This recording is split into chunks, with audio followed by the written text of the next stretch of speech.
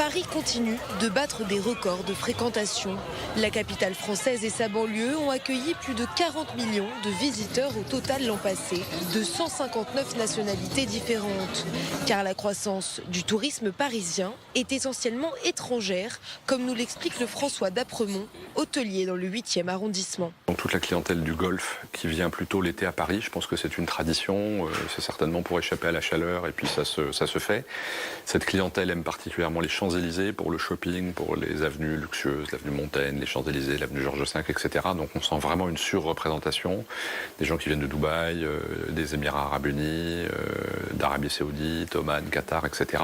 Paris a également assisté au retour des Européens en hausse de 15% en 2018 et des Américains avec 16% de plus. Malgré une année 2018 qui s'est achevée au rythme des manifestations des Gilets jaunes.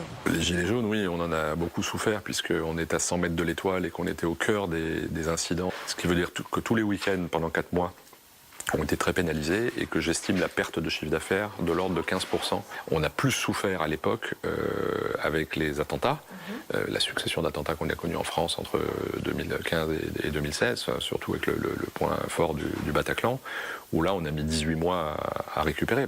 L'Hexagone reste la première destination touristique mondiale, mais les recettes seraient décevantes selon un récent rapport parlementaire.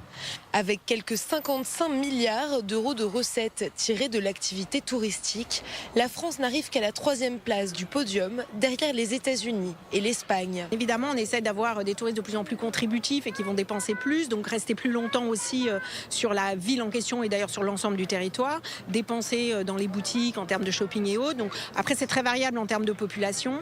Je pense que tout ce qu'on fait aujourd'hui en termes d'efforts, c'est essentiellement de réduire le tourisme en fait de groupe, entre guillemets de masse, qui est moins contributif malgré tout que la clientèle individuelle. Les chiffres de l'année 2019 s'annoncent d'ores et déjà moins satisfaisants, mais l'Office du tourisme parisien espère parvenir à égaler le record de 2018.